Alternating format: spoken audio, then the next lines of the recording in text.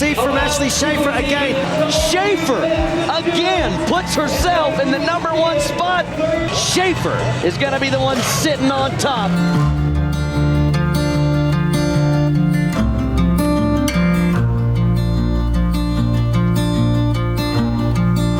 Ashley got a desire to do more, I would say, when she started high school rodeo, and she came to us and said, "Mom, Dad, I really would like to do high school rodeo." And I said, "Well, here's your horse." I had taken him in the amateur rodeos that summer, and he was their barrel or roping horse. And I'll never forget, she looked right at me and she says, I told her, I says, "You have to barrel race too."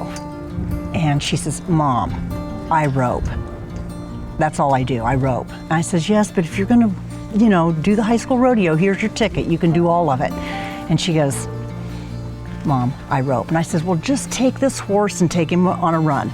She made a run on him, made me cry. I said, "I've wanted to look like that my whole life." And I says, "You make one run and it looks like that." So around here on a typical day, I usually get up and come out and feed at 7. We have a little boy that's 2.5, so we have to kind of work around his schedule. This is his world and we're living in it. We ride all day around here. I try to ride 12 to 15, and then I have my girls. I have two girls that work for me, my sister LaDania and Ashley Martinez, the little gal from Nevada that's been with me since last August. My sister's been with me almost a year now. So they, like I said, they're great help, and I have some of them. We have like 500 acres that we can ride out here. So I send them out to the trees on some of them. We've got 80 acres of brushy trees they can ride in. Some of them I just have them take out in long trot. But I try to work them on the barrels at least 3 days a week as well. And we just rotate through them and get them all rode.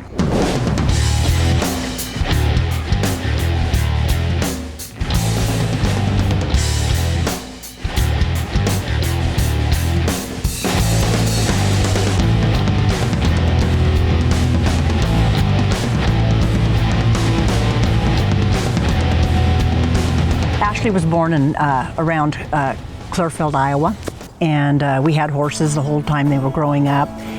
And from there, she went to college at Maryville, Missouri, and she went on to do massage therapy.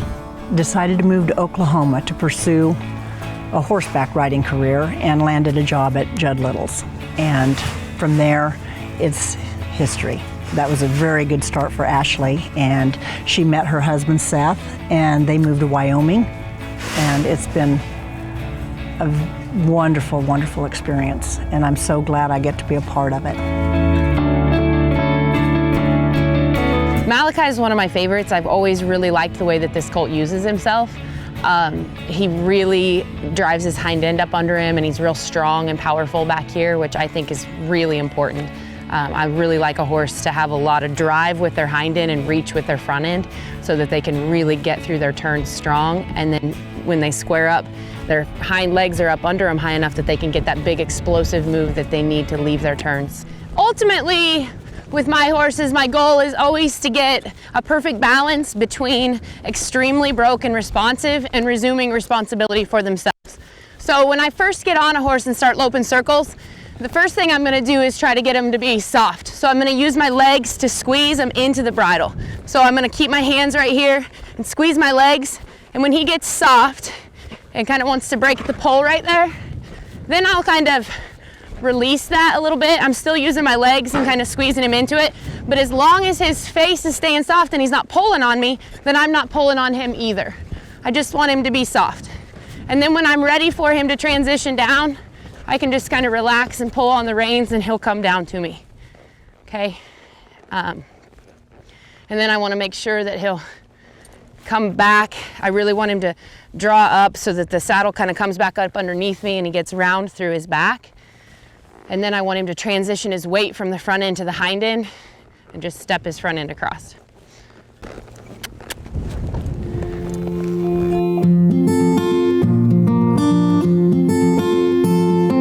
It's kind of funny because I think there's people that really want to rodeo and they want to be in the bright lights, and then there's people that want to train. And I knew pretty early on that I wanted to be a trainer. I didn't know how to train, or what to do, but I just had that passion towards the training side of it. When I was training Ty, the horse that I had bought in high school, it was the whole, I guess, pride in knowing that you took a horse that didn't know anything and brought him through to be a good barrel horse. And I just took a lot of pride in that. So my dad actually, when I was just about to graduate from high school and I had Leo, and he offered to buy me another horse and go down the road with me, and we would go rodeo, and I didn't want to do it. So it wasn't until I moved to Oklahoma and got the job at the Judd Little Ranch that I really pursued the futurity horse training side of it. I didn't know about futurities. We didn't have futurities in Iowa. So I really was just training older horses to go around the barrels, you know. But when I went to work there, Jolene was the head trainer, and her and I became really good friends. And she really pushed me to do it. She said, I think that you have the ability, you have the feel, you just need to learn about it, you know. She said, that's what I'm here for. So when I'm working my older horses on the pattern, I expect a little bit more out of them than I do out of my young horses. I really expect him to resume some of that responsibility for himself, and I'm just using my legs and really kind of squeezing him and making sure that he's keeping really collected. And then I want him to lope right up here to this spot. I talk about spots a lot when I do clinics and when I do lessons and things, because I think it's extremely important for the rider and the horse to be very confident about where their spot is.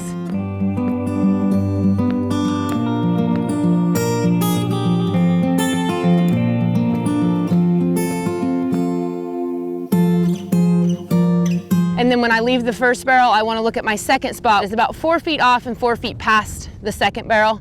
Then when I get around to the back side, I'm looking to my spot at the third barrel, which is about 4 feet off and 4 feet past. So the reason that that's so important to me is I feel like one of the most important ways to have an effective turn is to clear the shoulder. To me, if the horse's shoulder isn't cleared coming into their turns, there's multiple things that can go wrong. They're either going to slice in and hit that barrel, or they're going to come in and they may not hit it, but they're going to have to go deep past it, and then they're probably going to lose their fluent forward motion on the back side. They're going to have to brace or elevate. And then I also think sometimes it just causes them to slow their front end down, like get choppy and sling their butt around the barrel, which makes them lose all that power leaving their turn. The first futurity, I had started working for Judd in February, but I was up in the what they call the upper barn, and I was loping open horses up there. And when Jolene asked me to come down and work with her, it was in the summer of, this was 2009. And so the first futurity that I actually went to was the Fizz Bomb in Gillette, Wyoming. And I got to drive the Peterbilt and the 9-horse and the whole deal. It was the whole experience, and it was awesome. I loved it. And Jolene actually won the futurity on Return of the Bully, which had won so much already that year. But I was like ecstatic. It was so awesome to me, I guess, because to me, I could feel the excitement that she must have felt knowing that she took this horse that was probably barely loping circles when she got it, and then she's just won like her 7th futurity on her, you know. And I pretty much knew right away that that's what I wanted to do, and there's just something about that. And like I said, I guess one of my very favorite things to do is pattern 3-year-olds. You know, I love taking a horse from the beginning and just feeling the progress every month. Like they just get a little bit further along, and then when they actually come out there and win something, to me, there's no better satisfaction than that.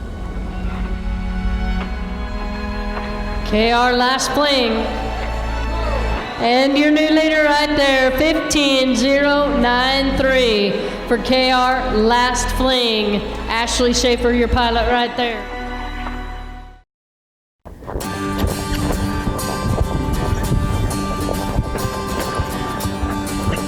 One of my greatest joys, I think, with Ashley is watching her ride, and she gets quiet and into the horse. They become one, and she thinks about every little thing she's going to do. And she doesn't have a time frame on any one horse. It's what the horse is doing that moment to decipher how long she's going to ride it. But it is so beautiful to watch her. When I first start, I want to be pretty much in line with the third barrel. If it's a bigger pattern, I might be slightly to the inside of the third barrel. If it's a tiny pattern, I might be slightly to the outside of the third barrel, okay? But on this particular size pattern, I'm going to be pretty much right in line with the third barrel when I start. But then I want to go in a straight line from right here where I start to a spot approximately 10 feet off of the first barrel, okay? And the reason I go straight lines, I'm not a big shaper, okay? I feel like the shortest distance between 2 points is a straight line, obviously, as we all know. Now, in order to get my horse to be soft and not get stiff when he gets to his turn, I have to make sure that he's going to keep that hind end engaged and that he stays soft in his rib cage. But I'm not shaping him up to that point. So a lot of times I'll just trot my straight line up to that spot and then I'll stop right there where I want him to get to. So you can see that his front feet are just past the barrel, I guess, and then he stopped pretty square, but I'm gonna step his hip slightly to the inside. And the reason that I do that is because I feel like instead of me picking their shoulder up manually, I'm stepping their hip in, which makes it their idea. When I sit down to rate my horse, I want them to automatically be thinking about stepping that hip to the inside, which gets them soft through the rib cage and makes them pick that shoulder up. So basically, it's just making them resume responsibility for themselves. So I'll step their hip in just a little bit, like I said. And then I'm gonna go to my next spot, which is right here, just past the first barrel. So again, like his flank is in line with the barrel here and his shoulder is cleared. That gives him plenty of room to move to my next spot, which is right here. Again, hip in line with the barrel and shoulder cleared. And then his next spot, or then he can bring his front end real fluently and go to the second barrel. I'm gonna go back around that and have it be a little bit more fluent so that you guys can see what I'm talking about. That's kind of choppy, but it's more like this. See how fluently he can move around that turn? He can just keep that nice forward motion, keep his hind end engaged and his front end reaching through his turn. So then at the second barrel, my point is, like I said, about 4 feet off and 4 feet past, and I want him to go in a straight line to that point. I don't want to shape him to it. I just want him to go straight to it, okay? So you can see again, his hip flank area is kind of in line with that barrel, maybe just a little bit past it, okay? And his shoulder is cleared. So it's very easy for him to get to the next spot. So again, this is, let's say A, and then there's like a nice little kind of curve around it to get to the next spot, which is going to be right here where his front feet are. I want his front feet to get to right here. Again, flank in line with the second and third barrel actually. And so then he can very fluently move his front end across and be square to head to the next barrel. So I'll go around that again at a trot and you can see what I'm talking about. And I want it to be like he's on a train track, okay? I want, wherever his front feet are, I want his hind feet to end up. I don't want his shoulder floating over here and his butt clear in here, or vice versa. I don't want his shoulder in here and his butt floating out. I want it to be like he's on a train track, okay? Keeping all 4 feet moving forward, and then right here he can square up and head to the next turn. So same thing at the third. It's about 4 feet off and 4 feet past, and I want him to go in a straight line to that point, okay? Again, flank in line with the barrel, shoulder cleared. He can very fluently move around that turn, keep all 4 feet moving forward to the next spot, which is here. Again, his hip flank area is in line with the barrel, his front feet are cleared, his shoulders cleared, he can get around the turn fluently.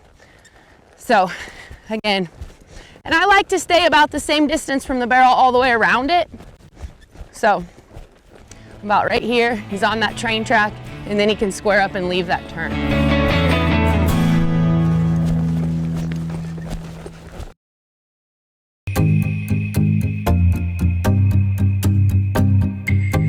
Okay, Laramie and I are here today with Tegan Steele. She's the head of product development at Classic Equine.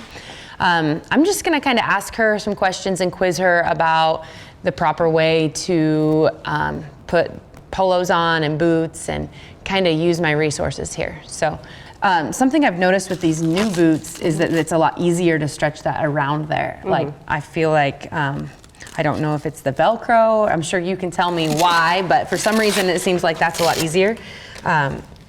Okay, we made a few changes last year. One of the changes we've added, the Kevlar now is actually stretchy, so that actually gives you a little bit more stretch through the cup. Then we also added some elastic onto the ends of the hook and loops, which decreases the risk of the tear right here where the stitch line used to be, but it also gives you a little added stretch when you pull that cup around. Okay. And then we extended the Kevlar all the way to the base of the boot also to stop the tears that used to occur in the neoprene underneath there. Okay.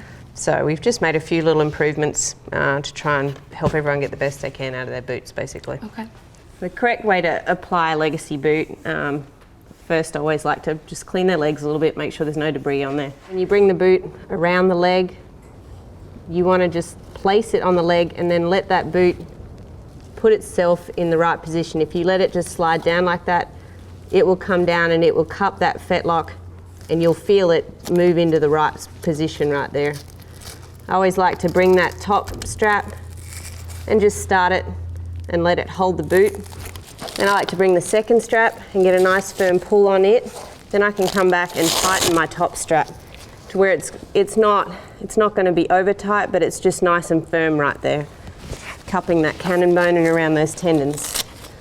Now when you bring the cup, I always just like to pull it out and get a little bit of a stretch on it right there, and then bring it around and let it cup that fetlock naturally.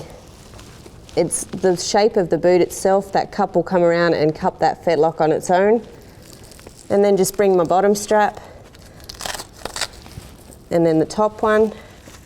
And I always like to come back and just retighten that bottom strap again. And as you can see, that boot's completely cupping that mare's fetlock right there, supporting the suspensory all the way up to the top. Number 1, KR Last Bling, a 2010 mare by a streak of bling out of Sansibug. Joe and Carla Spitz, the owners. Ashley Schafer, the jockey. When I was working under Jolene at Judd's, at that time, I was just trying to learn everything I could. I had no idea where it was going to take me or what I was going to do with it. I just loved it, and I just soaked up every bit of it, you know, every little bit of information I could get as far as just, and I watched Jolene a ton, and I watched everybody at the futurities, and I just craved that so much. I've been so fortunate to get to ride so many great horses since I left Judd's. When I was at Judd's, I got to ride obviously great horses. Judd has great horses. But after leaving there, the first horse that I futurity'd after that was Freckles to Fame, which is Can Man, Joe Spitz's great stud.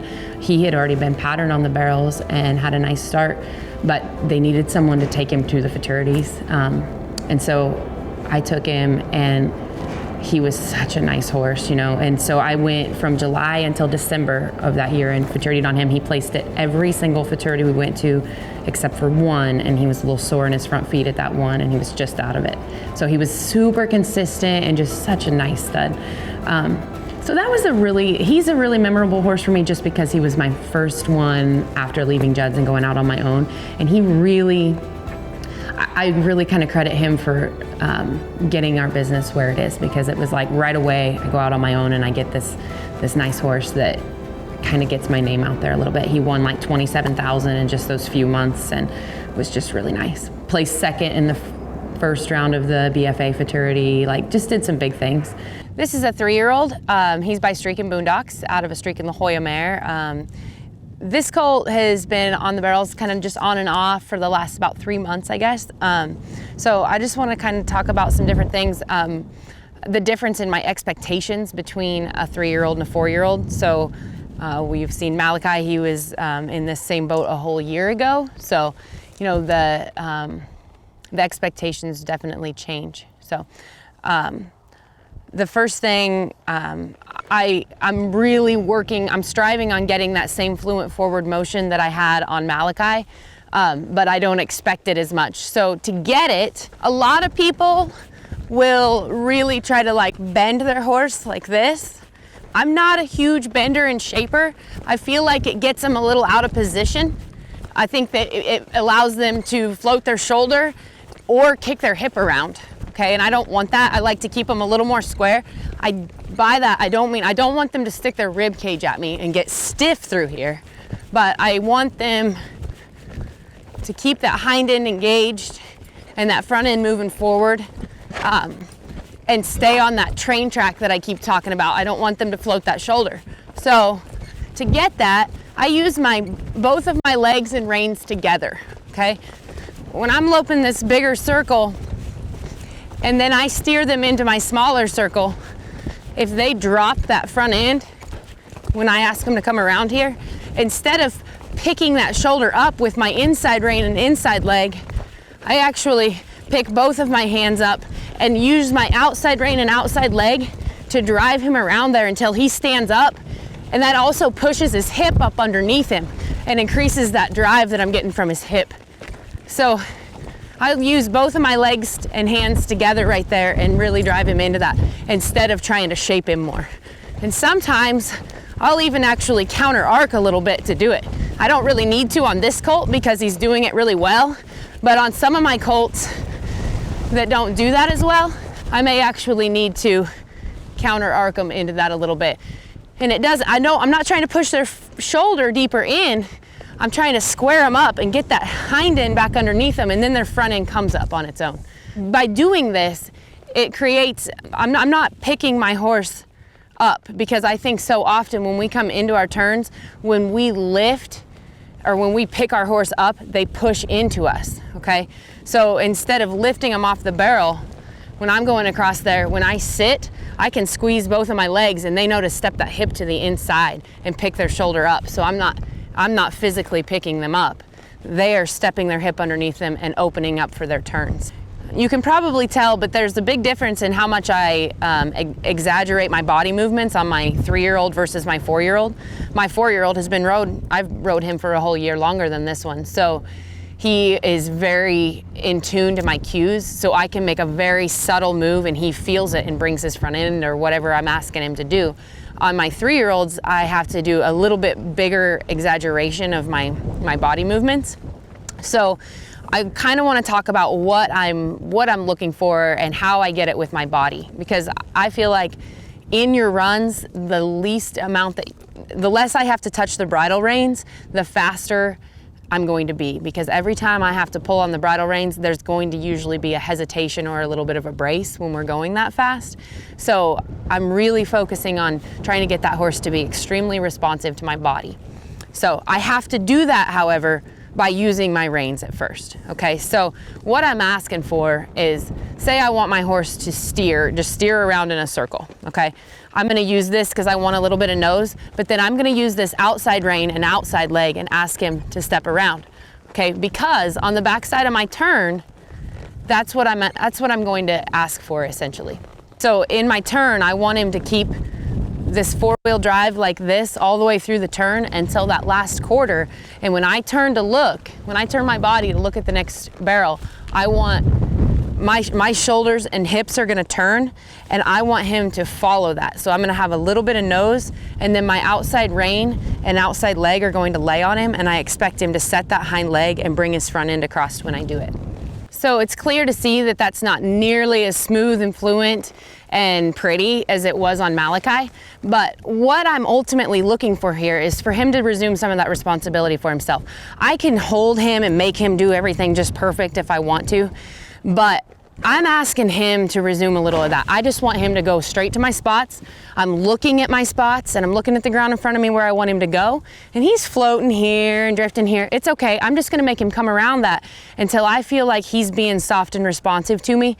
And I'm just kind of bumping him here, like, come here, asking him to come around there, and I just wait for him to do it. And then when he does, I go on to the next barrel. Sometimes I lope once or twice around it. Sometimes it takes 3 or 4 times. Sometimes it takes 10 times around it until I just get that nice, smooth, fluent forward motion that I'm looking for, but not perfection. I just want to feel that he understands.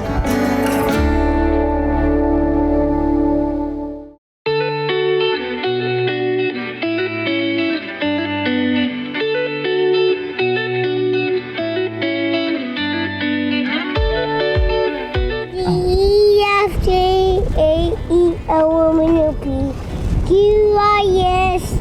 Oh, Payson's a mix between his mom and his dad, and oh, he's a little cowboy, let me tell you. He's always got to have his button-up shirt. He's got to have his cowboy hat on.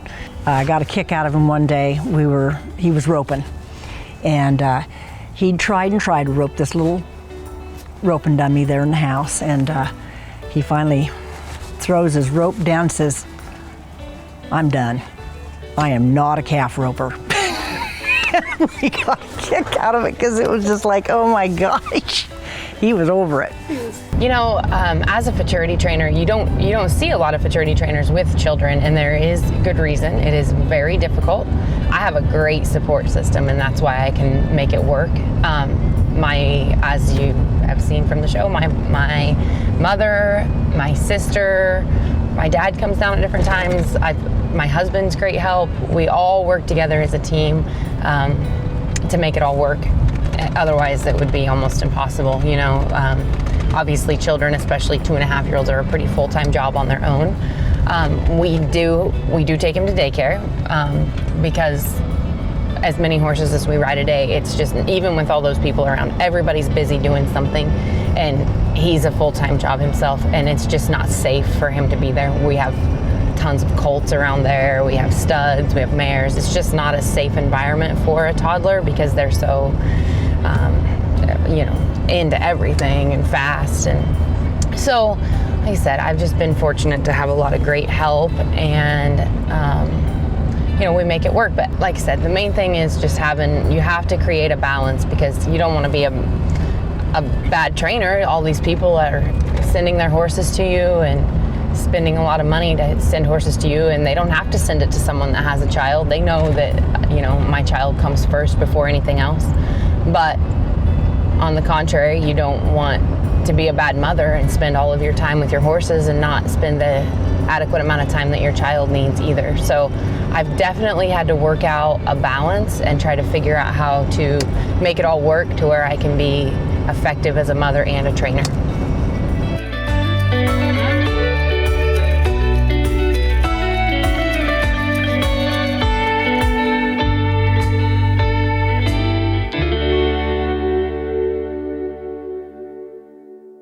Okay, this is Fling.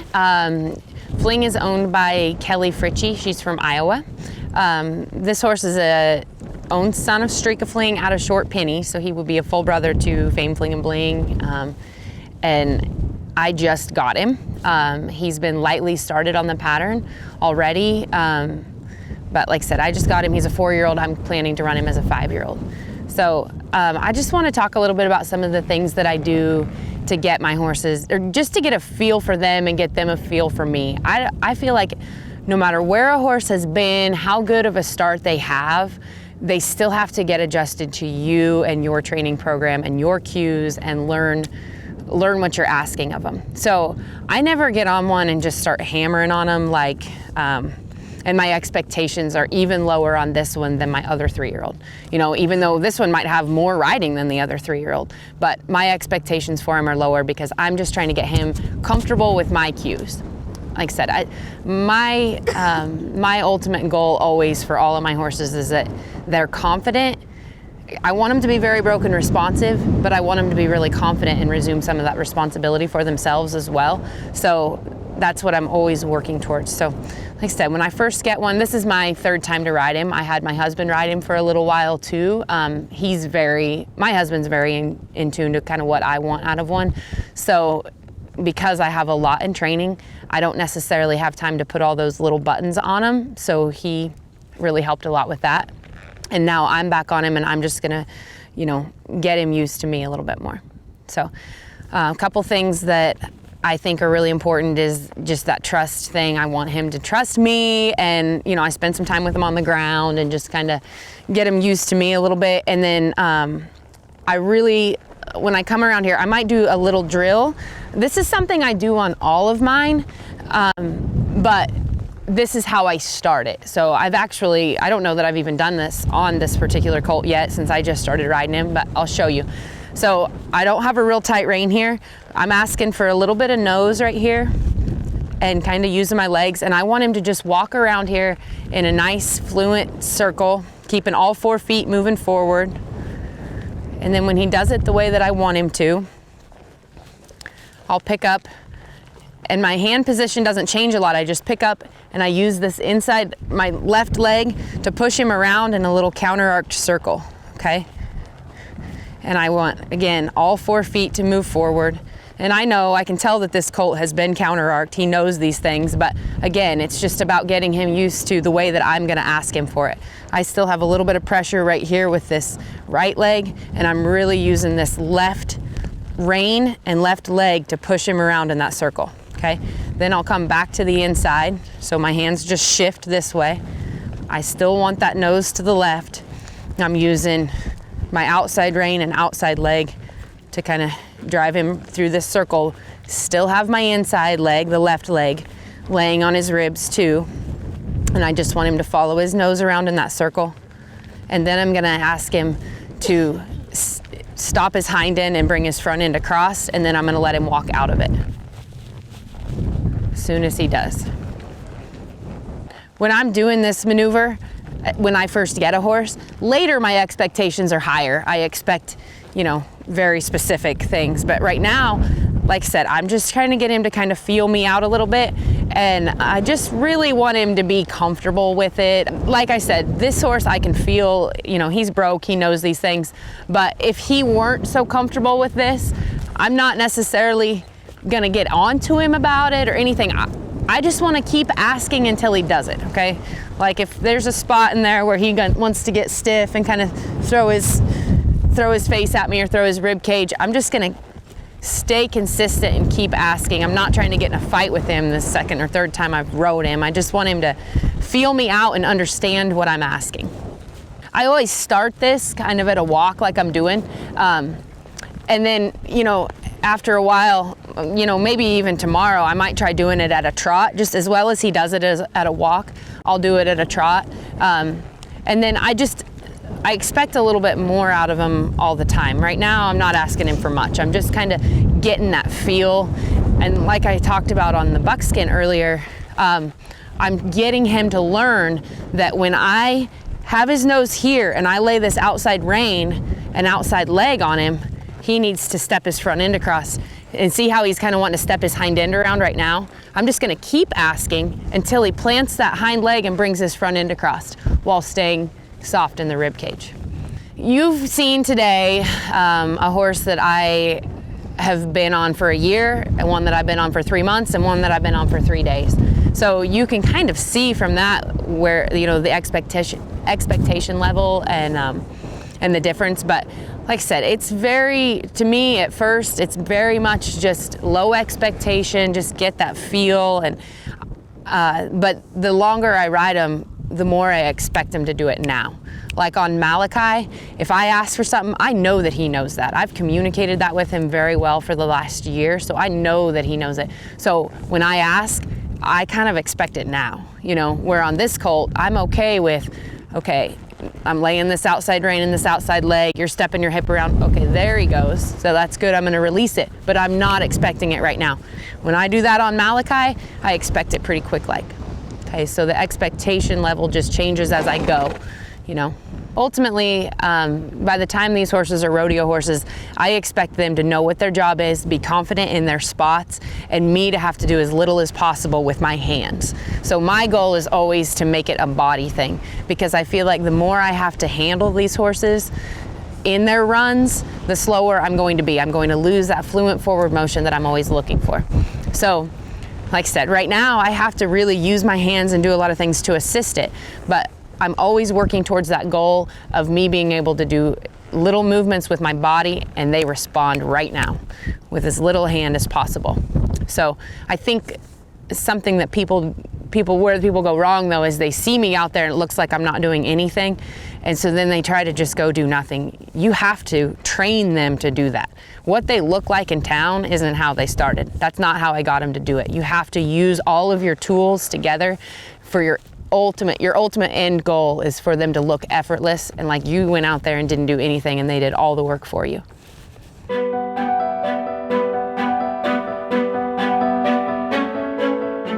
we go at number 87. Please welcome to the arena, Fame French Kiss. Fame French Kiss is a 4-year-old chestnut mare by Dash to Fame out of the dam Frenchman's Freckles by Frenchman's Guy, owned by Joe and Carla Spitz, ridden by Ashley Schafer, had a 15.146 yesterday's time, and a 15.120, that'll be second fast time today, giving them a 30.266, which I believe moves them into first place in the average. So when I had Can-Man and Laramie at the American semifinals a couple years ago, and they both made the semifinals round, the top 30 round, and that was the first time that anybody had qualified 2 horses back to that. So they kind of made a big deal out of it, which was fun. It was neat. It was good for Joe Spitz. Joe and Carla owned both those horses. So it was a really cool deal, and I was very proud because, they're both very special horses to me. And then I got invited at that point to do the ERA thing, which really kind of irritated a lot of people just because nobody at that point knew who I was, which was fine. I know how the futurity thing works, but the year before that, I had 5 months off because I was pregnant and was like the number 3 rider in the futurity deal, had won over 200,000. But nobody knows that, you know what I mean? It's just not something that people pay attention to. So it was kind of funny. It got all over social media and it was this big, crazy deal, but it was all good. I don't care about those kinds of things. It's neither here nor there, but the American itself was by far the biggest event I had ever been to. I'm not gonna lie, when I walked in, I was a little terrified. It was, I was on Laramie and she was off for so long of her futurity year. I think I figured it up once. The American itself was like her 40th run, maybe 45th run ever. Okay, and they're running against all these NFR horses and all these. So it was really, I kind of threw her to the wolves, and she ended up running I think it was a 14.8, is that right? And a 14.6 made the top 4. So, and it was wild, but she was running really fast, and that was fine. My expectations weren't super high just because I knew she was very capable, but it wasn't her setup, and that was fine. But then she went to the breeding facility to have embryos pulled, and I took Can-Man to the ERA rodeos then that spring. And going into that, like I said, I didn't have real high expectations. I was very proud that I was getting the opportunity to do it. I knew that it was going to be a great stepping stone for my career, and it was so fun. I had no idea how well Can-Man was going to step up to the plate. He was phenomenal. I ran him at the first 8 ERA rodeos. He won first or second at 6 of them, and he drug 2 barrels to be first once and second once. So of the 8 that he ran at, he clocked either first or second in every single one of them. He was just phenomenal. So I was very proud, and he's such a special stud. He's got so much heart. So that was really, and I wasn't prideful about it. I don't want it to sound like, I was showed you guys, but I was very excited to be able to represent the futurity industry in that kind of way. Does that make sense? I didn't want, like I said, it wasn't a throw it in your face type of thing, but I was glad I didn't let down my fellow futurity trainers, because I feel like there are a lot of great riders and great horsemen in the futurity industry that could go to the finals if they wanted to, that ride really well and that have great horses, but it's so hard to do both, and we just can't. And I just thought it was kind of neat for the futurity industry, because I thought it kind of sparked the interest. Where did this girl come from? She came from the futurities. What is that? I guess I was just honored to have the opportunity to represent the futurity world a little bit.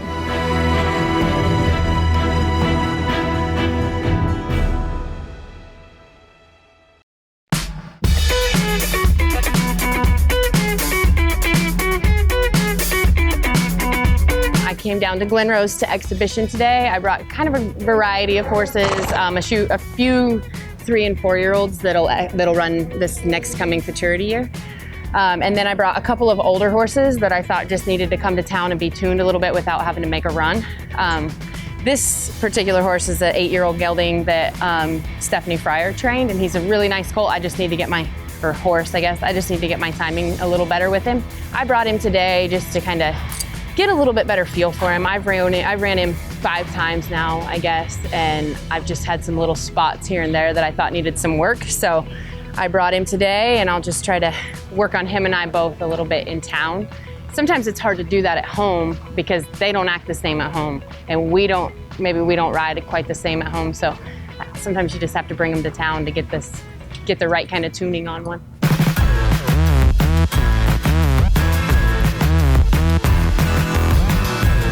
So, a lot of times this time of year, people start asking about their colts, like how they're comparing to each other and to other people's.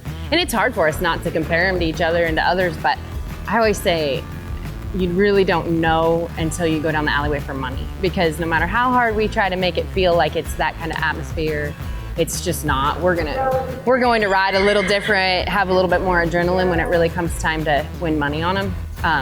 And I've had horses that I thought were by far my best colt, and some that I was like, maybe I should send this one home, I don't know. And sometimes those will step up and be your best one when you put the pressure on, because they needed that little bit of extra energy coming out of you, where the others that you thought were so good when you were just exhibitioning, sometimes when you put that little bit of extra pressure on them, it just kind of blows their mind and they don't do as well with it. So, and really, I've tried to kind of relate it and be like, okay, so this type of horse handles it better than this type of horse.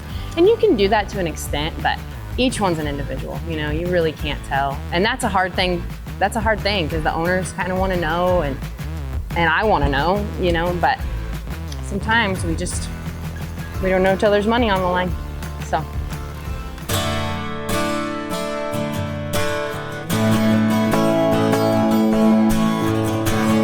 I want people to really think about when they're on their horse, what they're feeling under their buns, really.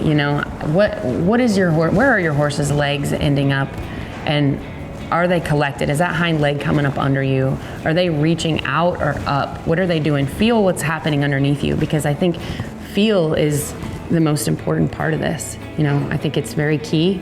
So the best way to get feel is to think about it when you're riding. The other thing I think is really important is figuring out what your style is and how to train a horse to your style. Because just like horses, we can train them to do anything we want. We can hold them and make them go wherever we want. And that works at 3/4 speed. But when it comes time to go fast, we have to be able to pitch them away and expect them to go do their job. Okay, and they're going to go back to what's easiest for them. I'm not trying to change a horse's style. I want it using itself the best that it can. But if I have a horse that wants to be a little more front-endy, or I have a horse that wants to be a little bit more rappy, I'm not necessarily taking it completely out of that horse. What I want is I want that horse to keep good fluent forward motion, and I want it to use itself entirely. I want that hind end driving, I want that front end pulling, but I don't care if it's stiff like this or round like this, as long as everything's working together, because I feel like that's what brings that horse to its full potential. But just like a horse goes back to what's natural for them, I feel like we as riders do a little bit too. I've always rode the hindquarters. I've watched videos back of when I was in high school running Leo, and I didn't know anything, and that's just how I rode. It's what's natural for me. So I always tell people, like when I do clinics and things like that, I tell people, this is the example I use. In fact, I said, I sit here and turn like this through my turns. And on the opposite end of the spectrum, there's people like Jackie Yatzlaw, for example, and she's won a ton. She's a little bit more of a forward rider. I don't care how you do it. There's a lot of ways to win, but what you have to figure out is what your style is and how to cue your horse to be effective with your style. This was just a song that I wrote for my girls that I was blessed to have. I was told I would never be able to have children, and I was blessed with 3 beautiful daughters.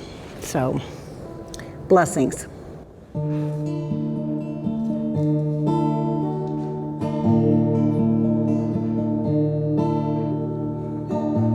Yesterday you were little babes that I used to rock. Today we're out playing, showing mama your grown-up stuff. Tomorrow you'll be gone, all I'll have is memories. Fun-filled days that we used to share, that really pleases me.